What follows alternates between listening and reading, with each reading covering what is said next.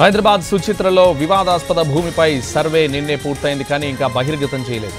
నివేదికకు సంబంధించి revenue police అధికారులు మాట్లాడేందుకు సంశయిస్తున్నారు.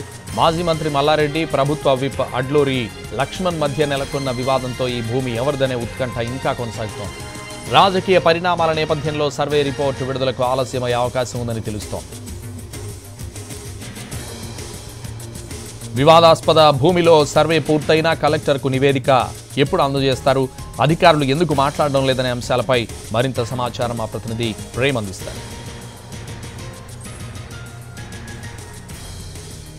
నిన్న మొన్నటి వరకు నాదంటే నాదంటూ మాజీ మంత్రి మల్లారెడ్డికి సంబంధించినటువంటి ఓ భూ వివాదంలో అటు మల్లారెడ్డి వర్గీయులు అలాగే మల్లారెడ్డికి ప్రతిపక్షంలో ఉన్నటువంటి బషీర్ అలాగే శ్రీనివాస్ రెడ్డికి సంబంధించినటువంటి వర్గీయులు కూడా నాదంటే నాదంటూ కూడా గొడవకు దిగడం చూసాం. అయితే ఈ నేపథ్యంలో నిన్న జరిగినటువంటి సర్వే ఈ గొడవకు కాస్త తెరదింపిందని కూడా చెప్పుకోవచ్చు. ముఖ్యంగా చెప్పాలంటే ఈ సర్వే జరిగి ఈ రోజుకి 24 గంటలు కావస్తున్నప్పటికీ కూడా ఇప్పటికీ కూడా ఈ సర్వేకి సంబంధించినటువంటి రిపోర్ట్ ని విడుదల చేయకపోవడాన్ని పూర్తిగా ఉత్కంఠ భరితంగా కూడా కనిపిస్తుందని కూడా చెప్పుకోవచ్చు. ముఖ్యంగా చెప్పుకోవాలంటే ఏదైతే పేట్ బషీరాబాద్ పోలీస్ స్టేషన్ పరిధిలో ఉన్నటువంటి సుచిత్ర సెంటర్ లో ఉన్నటువంటి 82వ సర్వే నెంబర్ సంబంధించినటువంటి భూ వివాదంలో కూడా అంటే మొదటగా వస్తున్నటువంటి గత 40 ఏళ్ల నుంచి ఉన్నటువంటి భూమికి సంబంధించినటువంటి అంశంలో నేను గత 2011లో నేను భూమి కూడా విక్రయించానని చెప్పేసి మాజీ మంత్రి మల్లారెడ్డి కూడా చెప్తూ వస్తున్నారు. దీనికి సంబంధించిన అంశంలోనే 2000 సంవత్సరంలోనే మాజీ ప్రస్తుతం ఉన్నటువంటి ఎవరైతే ప్రభుత్వ విప్ లక్ష్మణ్ సంబంధించినటువంటి వ్యక్తులు కూడా ఇక్కడ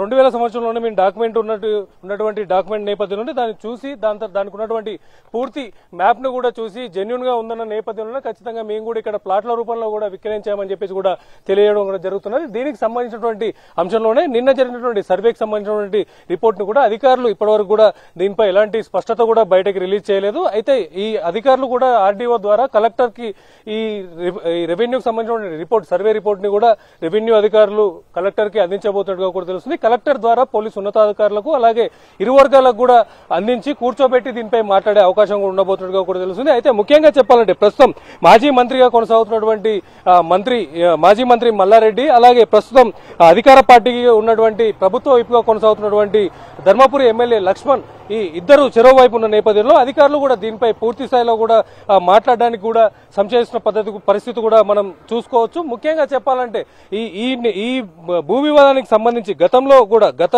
2016 నుంచి కూడా ఒకరిపై ఒకరు కోర్టులో కూడా పిటిషన్ దాఖలు చేసుకున్నట్టుగా కూడా ప్రస్తుతం ప్రభుత్వ వైపుగా ఉన్నటువంటి లక్ష్మణ్ కూడా తెలియజేయడం కూడా జరిగింది. అయితే తను ఏదైతే తను గతంలో ఇక్కడ అమ్మినటువంటి సందర్భంలో కూడా 600 గజాలు తనతో పాటుగా కూడా బీఆర్ఎస్ పార్టీలో ఉన్నటువంటి కొంతమంది కీలక నేతలు కార్యకర్తలు కూడా ఇక్కడ భూ విక్రయం చేశారని చెప్పి కూడా తెలియజేస్తున్నారు. అయితే మాజీ మంత్రి అప్పుడు అధికారంలో ఉన్న సందర్భంలో కూడా అధికారులను ఇబ్బంది పెడుతూ అంటే కోర్టు నుంచి వచ్చినటువంటి ఇంజెక్షన్ ఆర్డర్ విషయంలో కూడా అధికారులను కూడా తన భూమిపై కబ్జాకు రాకుండా ఈ భూమిపై సర్వే నిర్వహించకుండా తన అధికారాన్ని దుర్వినియోగం చేసుకున్నటువంటి సందర్భం నేపథ్యంలో కూడా ఇంతవరకు కూడా ఆలస్యం జరిగిందని చెప్పేసి విషయాన్ని కూడా ప్రస్తుతం ధర్మపురి ఎమ్మెల్యే లక్ష్మణ్ కూడా తెలియజేయడం జరుగుతుంది. ముఖ్యంగా చెప్పాలంటే నిన్న మాజీ మంత్రి మల్లారెడ్డి కావచ్చు అలాగే ప్రభుత్వ విప్ లక్ష్మణ్ కూడా ఇద్దరు కూడా ఈ విషయాన్ని సీఎం రేవంత్ రెడ్డి దృష్టిలో కూడా పెట్టి ఖచ్చితంగా దీనికి సంబంధించిన అంశాన్ని కూడా పూర్తిగా దీనిపై ఉన్నటువంటి ఇరు వర్గాల దగ్గర ఉన్నటువంటి సమాచారాన్ని కూడా ముఖ్యమంత్రి దృష్టిలో పెట్టి